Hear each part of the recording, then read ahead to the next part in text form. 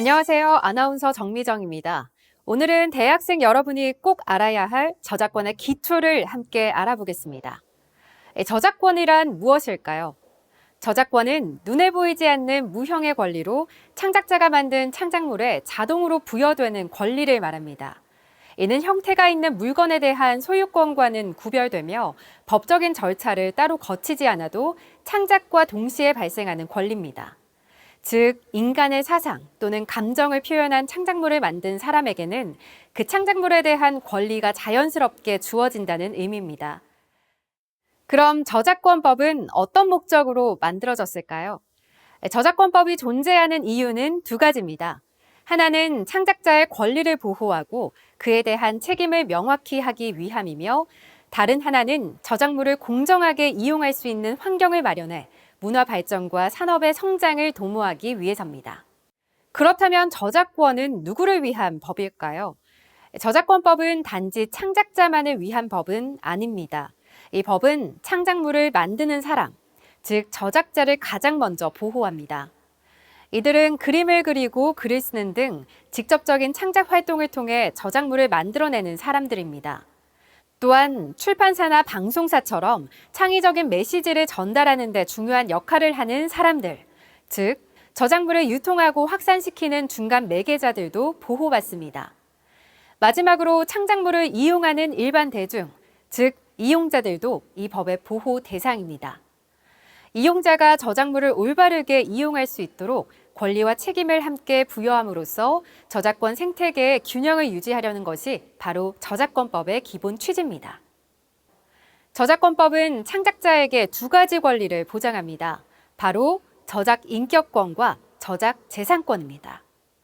먼저 저작 인격권은 창작자의 정신적 권리로 자신의 저작물에 대해 인격적으로 보호받을 수 있는 권리를 말합니다. 이 권리는 창작자의 사망 이후에도 자연스럽게 이어지며 양도하거나 포기할 수 없습니다.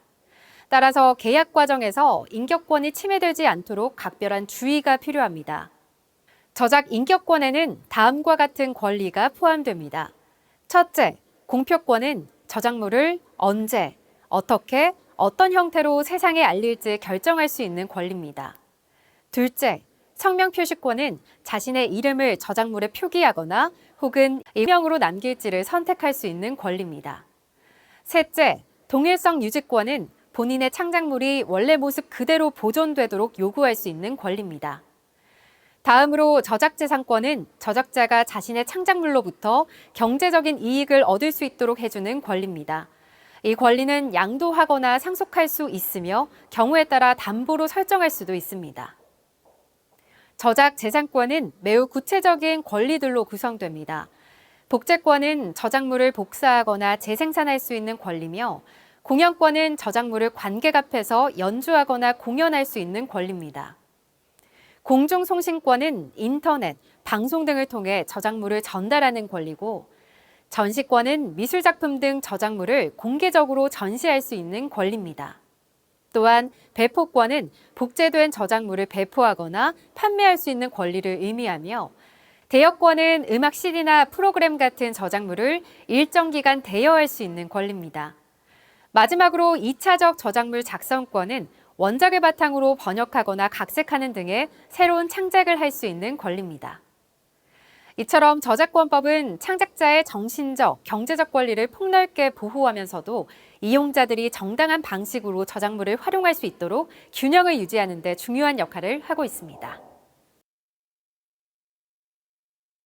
우리가 일상 속에서 쉽게 접하는 수많은 콘텐츠들, 예를 들어 웹툰이나 유튜브 영상, SNS에 올라온 사진들까지도 저작권 보호를 받을 수 있는 저작물이라는 점 알고 계셨나요?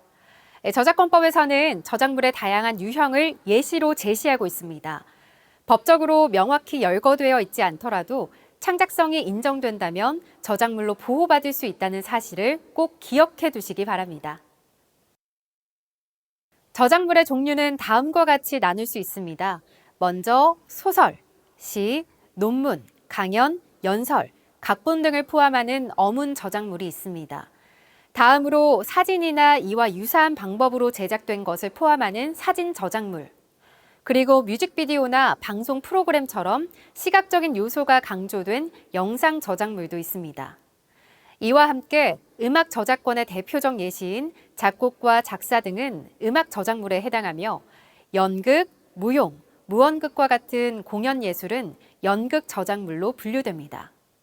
또한 회화, 서예, 조각, 판화, 공예 등 전통적인 시각 예술뿐 아니라 산업적 디자인처럼 실용성과 예술성을 함께 가진 응용 미술 저작물도 미술 저작물에 포함됩니다.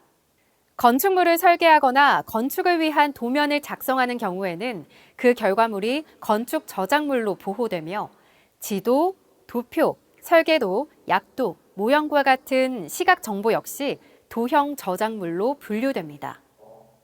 현대정보 사회에서는 컴퓨터 프로그램 저작물도 중요한 범주 중 하나며 이외에도 저작물의 요건을 갖춘 다양한 창작물들, 예를 들어 게임, 유튜브 콘텐츠, SNS 게시물 등은 저작권 보호의 대상이 됩니다.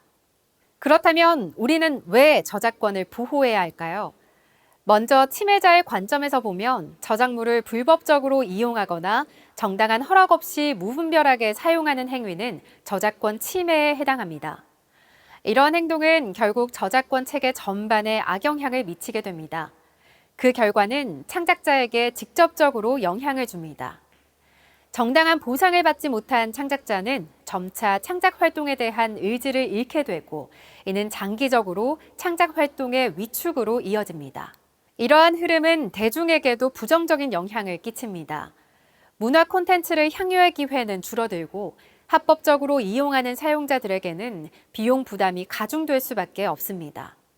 나아가 불법 이용이 일반화될 경우 결국 전체 이용자의 접근 비용까지 함께 증가하는 결과를 초래할 수 있습니다. 지금까지 대학생이 반드시 지켜야 할 저작권 상식 중 가장 핵심 내용을 알려드렸습니다.